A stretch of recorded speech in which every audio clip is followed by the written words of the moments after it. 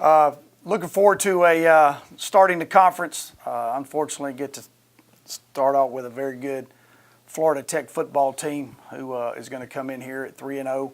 Have played 3 outstanding football games. A very athletic team, well coached, play very hard. Scheme-wise, they're very, very good. You can tell that they do a great job of getting their guys in position to make plays. And that's something that we're going to have to get a handle on throughout the game, because I'm sure some adjustments that we make, they're going to counter adjust. We're up for, hopefully we're going to be up for a big task, but we're looking forward to finally starting the conference after we've got our first 3 out of the way, and looking forward to getting in and getting this thing going, especially at home. Coach, going back to this past Saturday, you talked about your team kind of facing adversity going on the road into a tough environment like that. Just how was that to see them respond from being down at the half to coming back for that victory?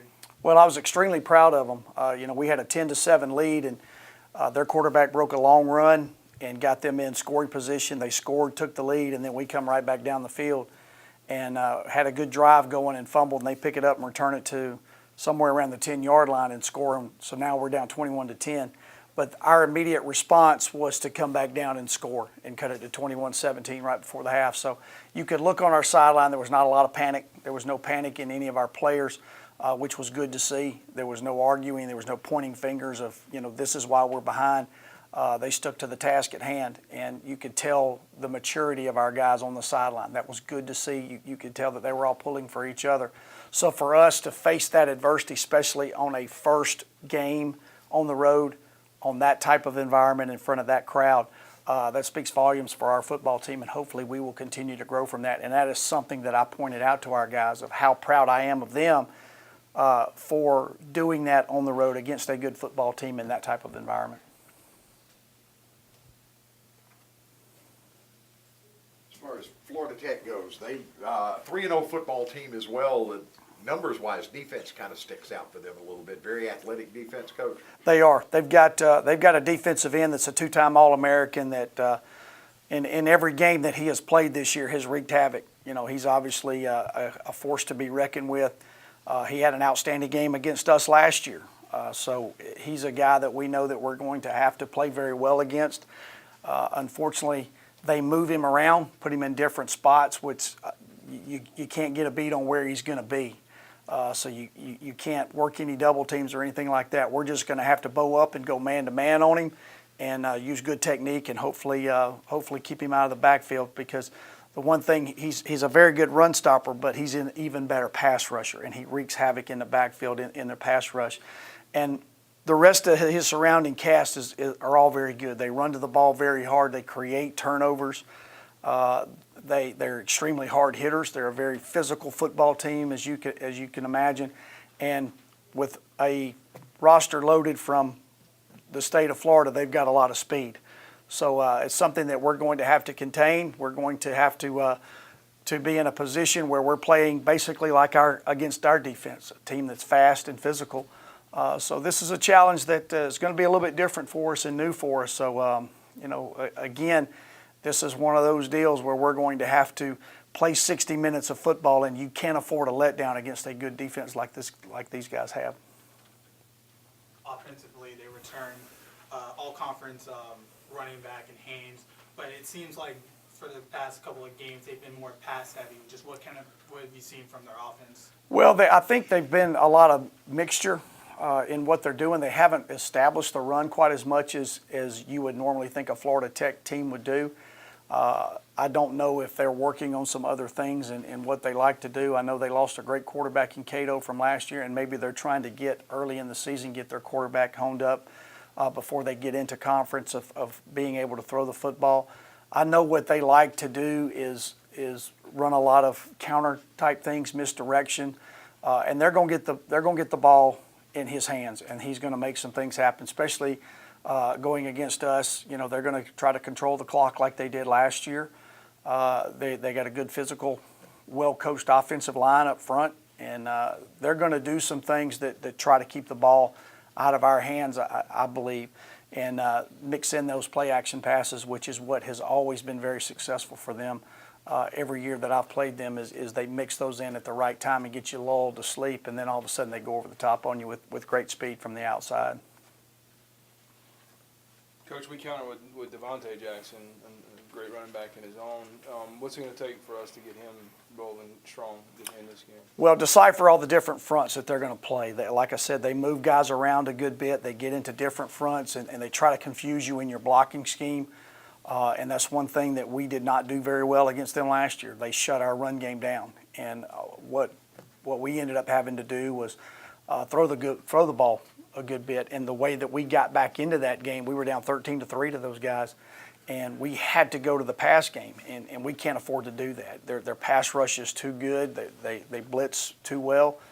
So we're going to have a good mixture of things. So deciphering the front, staying on our blocks, finishing blocks against a good physical group. We're going to go as our offensive line goes this week. There's no doubt about it. They must play well, and if they play well, then I think Devontae Jackson could have a good game. I know he's excited about it. He's running the ball extremely hard, and I think us looking at the film from last year and how poorly we played in that game offensively, I think our guys are going to take that to heart and go out and play very well. Speaking of Devontae, crossed another milestone off last Saturday, crossing 3,000 yards, becoming the only second person in program history to do that. Just kind of talk about how special that is. Well, it is special when you think about, I guess 36 years West Georgia has played football, maybe longer than that. I don't know. I'm not great at math, but only two guys having 3,000 yards. That speaks volumes. And he played beside and behind somebody for a long period of time. He really became a starter last year, and then is a starter for us this year. And to be able to have those type of numbers as a backup for about a year and a half, and then a starter for another year and a half, says a lot about him. Like I said, he worked extremely hard this summer. He knew going into his senior season that he wanted to have an outstanding season, and he's worked his way into that. So I can't be any more proud of a guy in the way that he's performed through the first three games. Again, we need to keep him healthy, but as far as him running the football, in the last two games, he is running with reckless abandon. And he's seeing things very well, and he's trying to run, even though he's a little bit smaller in stature, he runs with a great deal of power. And it's good to see him over the last two games use that power to his advantage. He's lowering his shoulder and getting and driving for extra yards, as well as being able to make moves. So really proud of the way that he does. And you see a guy sometimes that's close to a record like that, you would think he would talk about it. He doesn't talk about it very much. But on the other hand, he still wants to be on special teams. He still wants to be a kickoff returner, and all those things. So he's not just focused on how many yards am I getting. He's focused on how can I help this football team and what can I do to help us win. You mentioned special teams when you took Devontae off kick return last week. Turned out Mr. Perry had a pretty good evening and a big play. Yes, he did. We knew that we were going to up-tempo a little bit on offense in the second half, and we needed Vaught to be a little bit more fresh. So we did put LaPerrion in at kickoff return late in the first half, and the first kick he downed it because they kicked it in the end zone. But that kickoff return to start the second half was impressive. And, we're very fortunate. We've got 5 or 6 guys that we can put back there to return kicks and feel comfortable with all 6 of them, and all 6 of them have breakaway ability. And LaPerrion's just another one. So it's good when you go into a game, you really can't pick, I'm going to kick to this guy or I'm going to kick to that guy, because they're all very explosive guys. And in the kicking game, you got a field goal this past week, first one of the year.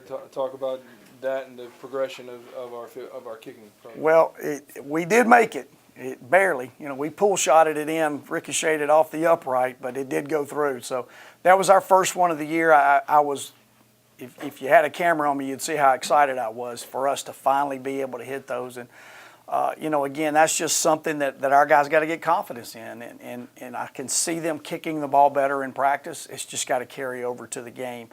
And they can't keep putting pressure on themselves quite so much. Ironically, that field is much higher than what we play on at home.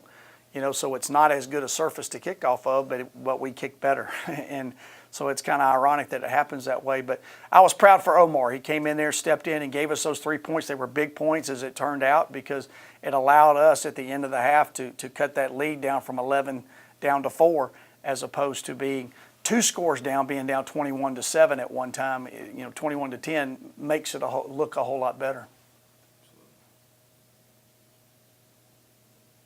All right. Thank you.